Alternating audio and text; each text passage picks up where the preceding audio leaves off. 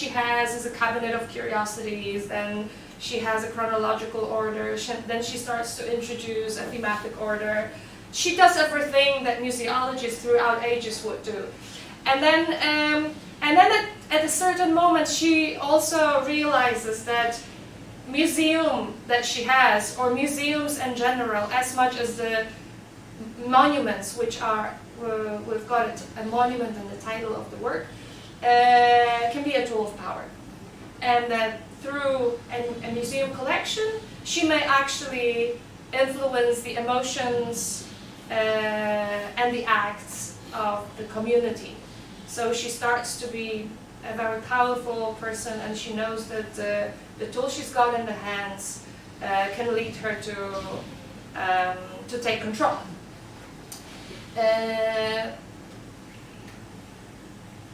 Additionally, the work is also about architecture, as I guess all my works are, but maybe this I will tell you after we've watched. I prepared quite a long piece because I thought I will be speaking on top of it, but now I see that the time is running as it usually does. In my case, it's running faster than I thought it would be when I speak.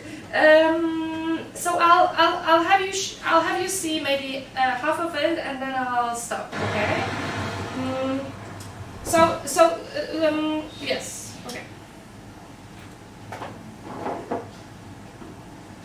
Ticket to Breguła, please. Oh, surprise! For tomorrow then, please. Tomorrow is also sold out. Excuse me, are you guys all Chinese speaking, yes? Oh, but the film is in English, so it's okay. Yes, okay. Sorry.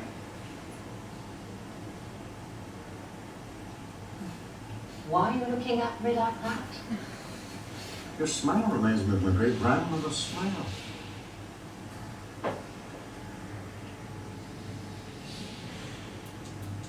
She also had this slight gap after the second upper teeth.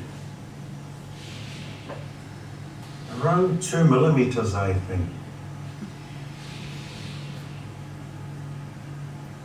And icicle-shaped second teeth with microdontia. You have identical molar teeth crowns, tilted to the tongue with traces of periodontitis. Teeth with a characteristic type of root, long and heavily curved at the end. Yes. An upper jaw of medium height, and narrow in comparison with the width of the zygomatic arch. Exceptionally white teeth. The type prone to caries. Exactly like my great-grandmother's.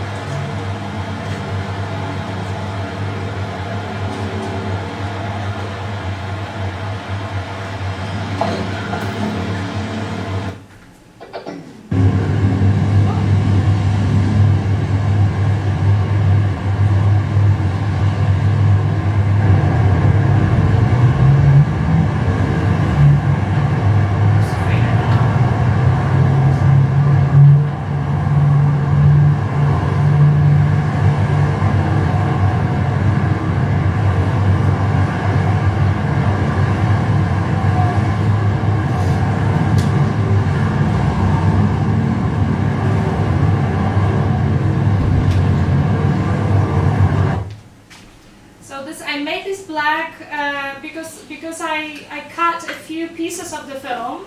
I made this black spaces between them so that you don't think it's a sequence in the film. This is a scene without dialogue, so maybe I will speak on top of it. So I think that you have the scene which you saw in the beginning, where the man is coming, speaking about teeth. This is also one of the initial scenes in the film, and this is where I already imply at the beginning of the film that it's not only about teeth, teeth are very symbolic, right? Because teeth are, most of our tooth is actually a root, and I'm speaking about a group of people who lost their connection to the place which they belong to. So I'm speaking about roots. But teeth are also a part of our body, a part of our bones, and this is what. And then this I also imply by the images hanging in her little studio. Teeth are also, and what the character in the film is saying. We're gonna watch more by then, so please don't. Maybe I'll stop to finish explaining. Teeth are also what fascists were using to judge the belonging to a certain race. So, which is why I wanted her to be very careful about measuring, and some of the teeth she's throwing away, whereas some of the teeth she wants to keep, because she's very careful about a certain type of a human being. And I will let you watch one more scene where she's actually taking the man who just came to her collection. So that this is further on in the film where she's already developed a certain method of collection.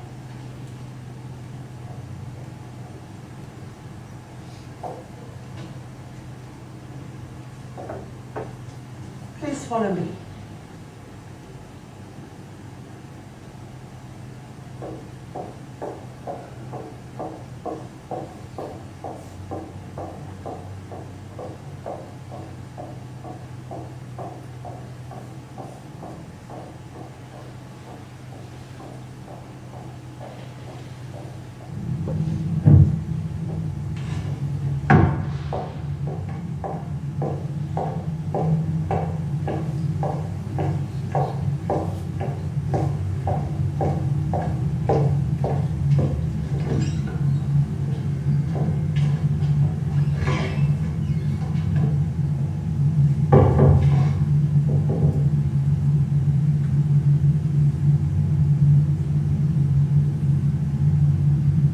The items on this side are repetitive.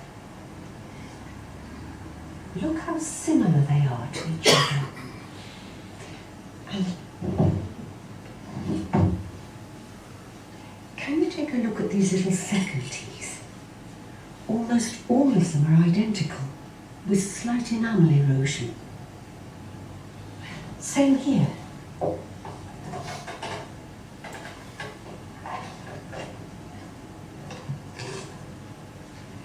Look.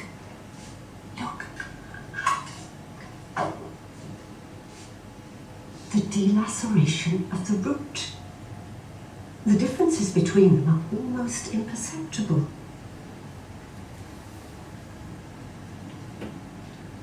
And the eighth tooth. It's unbelievable, isn't it?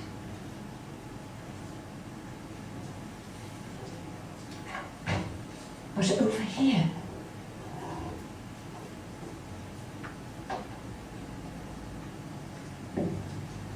I have some unique items. I packed them separately because all of them are anomalies. Have a look.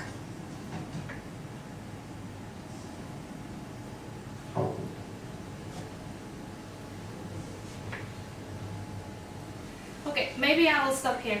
I actually prepared maybe 10 more minutes of this film in order for you to see how she changes her thinking of the thief collection, and also how gradually it turns into being a tool of power. But because I would like to show you one more thing and make an introduction to the tower, then maybe I'll we'll stop here about this project, the monument, the Office for Monument Construction. I also wanted to add that this film is, maybe you probably have noticed that that this film is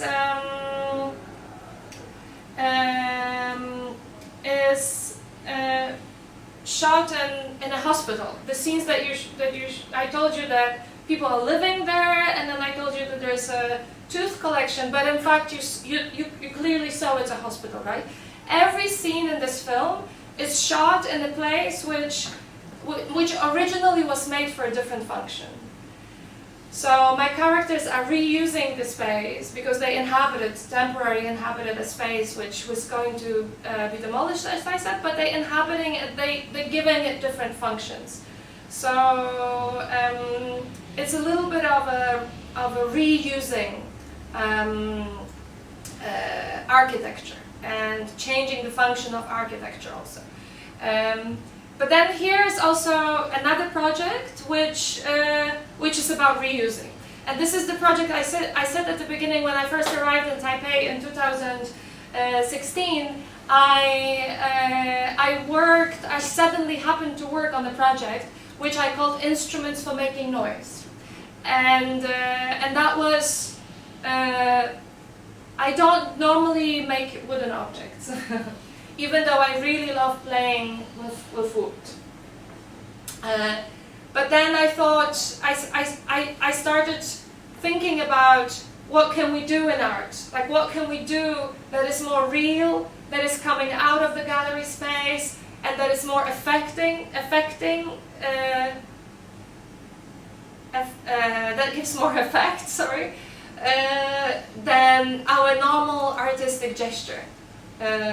And I thought I will use the leftovers from art galleries. So when a gallery exhibition ends and the exhibition is dismantled, there's a lot of trash, leftovers, because the museums build new walls for every exhibition and so on. So there's a lot of wood usually that goes and is thrown away after every exhibition. So I went to Quandu Art Museum in Taipei and I asked them for the leftovers. I got loads of wood from them, as well as I got old brushes and so on. And I decided to turn what used to be an art exhibition into a tool for political activity. So I made instruments which are supposed to be used at political demonstrations. And these instruments can be, will be exhibited in museums, or are exhibited in museums, but every time I exhibit them, there's the rule that if someone wants to go to a political demonstration, they may take them. So gradually the exhibition disappears. And only the fact that the exhibition disappeared, I consider my successful artwork. So if the table, the very nice table I make for the instruments is empty, this is what I consider a true artwork. So why I'm mentioning these instruments now is obviously because it's my little artistic political act, but also because I'm currently, 3 years later, I'm in Taiwan again, and I'm working on the instruments. So next month there is an exhibition opening in Mocha, Taipei, and the exhibition is curated by Nikolai, and it's called the Sound of Silence. And I am invited to make the instruments. So now the whole last weekend I was in Taipei working on the new edition of instruments made from the former exhibition in Mocha, Taipei, from the leftovers from the former exhibition. And I'm going to make them this weekend too. I'm making them in the public space so everyone can come and see me. And then I will exhibit them in the museum, and I hope that they will be used also. Yes, so this is, oh, and